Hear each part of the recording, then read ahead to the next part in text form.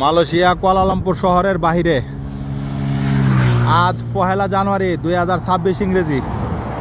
Malaysia Kuala Lumpur থেকে আমরা মালাক্কার উদ্দেশ্যে রওনা দিয়েছি ভোরবেলা। ওই যে আমাদের গাড়ি, এখানে একটু যাত্রা বিরতি দিলাম, গম গম ভাব চোখে, তাই চোখে একটু পানি দিলাম, পানি পান করলাম। এই যে রাকিব ভাই, এই ভাই কিছু বলেন, এদিকে তাকান। আমরা কোথায় যাচ্ছি ভাই? মালাক্কা। মালাক্কা